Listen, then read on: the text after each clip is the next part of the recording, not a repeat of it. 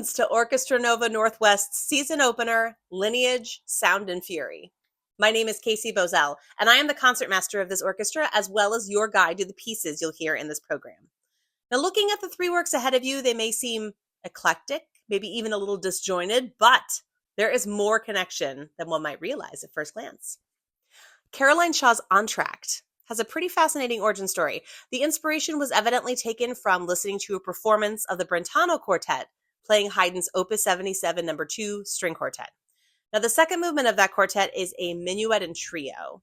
And as you listen to it, it's actually humming along quite nicely when Haydn switches keys from the minuet into the trio. The difference in character struck Shaw as so stark that she describes it as a moment in music where you are taken to, quote, the other side of Alice's looking glass.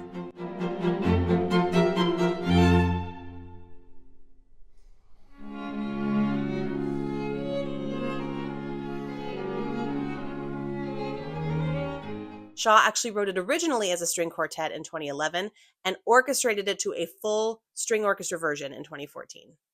The makeup of this piece is somewhat reflective of a minuet and trio movement. There's absolutely a pulse of three going on, especially at the beginning, creating some momentum reminiscent of a minuet.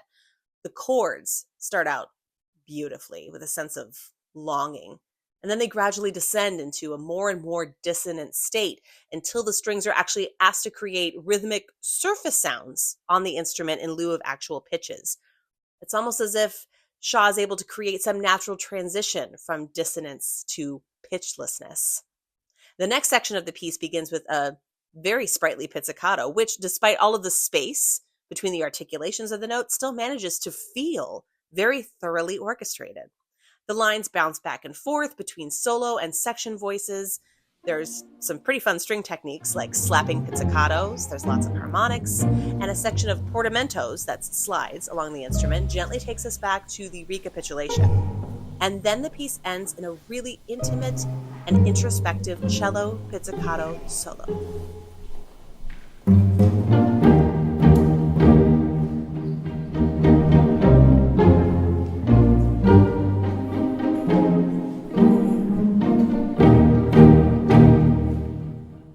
Now, I can recognize Haydn as a symphonic writer, even if you etched out his name at the top of his pieces, and it's due to his absolute lightness and sense of humor of symphonies. It's possible somebody's actually studied the amount of music in his symphonies that's written in a minor key, but it's a small fraction, for sure. It's almost as if he starts writing in a minor key and then quickly apologizes and switches back to major. The music for his Symphony No. 60, nicknamed Il Distratto, was originally presented as incidental music to a play entitled The Absent-Minded Man, which is a comedic play where the main character's absent-mindedness lands him in one hilarious situation after another. The first movement, you'll find the music sort of repeating small sections over and over, as if someone has lost their train of thought and needs a spark of inspiration, which in this case is a big orchestral chord to be put back on the correct path again. The second movement starts very tenderly, as it's depicting a wedding rehearsal, which is repeatedly interrupted by a nearby band, represented by the woodens at the back. The third movement depicts a stately dance, which meanders away from a sort of expected rigidity, leading us to believe that our absent-minded protagonist has managed to wander off from his own wedding and get lost. The fourth movement, in fact, is a fiery and fast one, which quotes a Balkan folk song in the middle, again painting the picture that the poor absent-minded man is really lost now, and he's frantically trying to figure out his way back to his own wedding.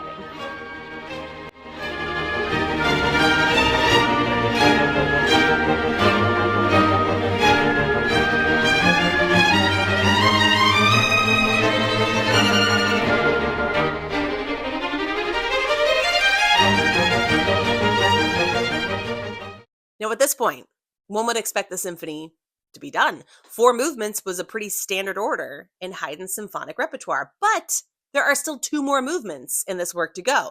We got to get this fella back to his wedding, after all.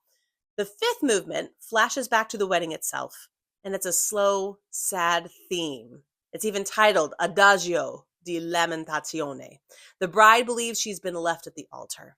Don't fret, though, because there's a huge brassy fanfare that helps our hero find his way back. And the final movement is a prestissimo. The groom rushes back to his bride, and the wedding starts again. Unfortunately, the band has not had a chance to tune. And the violins are actually asked to tune their lowest strings down a whole step before the movement starts so they can make a big show about tuning it up correctly in the middle of the movement. Haydn really knew how to lean into the comedy in his symphonies, and this was no exception. You can laugh at the funny parts in this. I promise. We, as the musicians, we won't be offended. Anna Klein, from her own writings, takes two separate pieces of inspiration for sound and fury, one of them being Haydn's Il Distratto Symphony, hence the programmatic connection. The other is the famous soliloquy from Shakespeare's Macbeth, which a narrator speaks over the orchestration during the last third or so of the piece.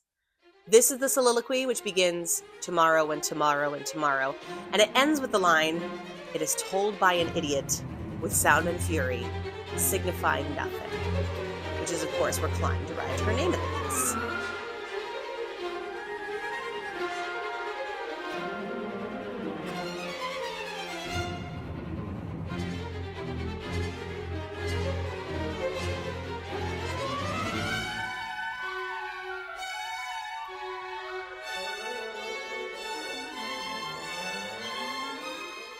Klein quotes Haydn directly throughout, as well as other orchestral sources, such as Bartók's Concerto for Orchestra, which, as an Inception-like side note, that work also quotes Shostakovich, but that's a layer to explore for another concert. These references are sometimes easy to miss, as you'll no doubt be jolted by the beginning of the piece, which is indeed technical and rocketing. The sound Klein gets for the orchestra is thrilling and poetic all at the same time. You'll hear some odd intervals repeated over and over again until your ears may start to hear them as more melodic than anything. You will have two chances to hear this concert. The first is on Saturday, September 27th at 7:30 p.m. at Mount Hood Community College. The second is on Sunday, September 28th at 3 p.m. at the Reeser Performing Arts Center.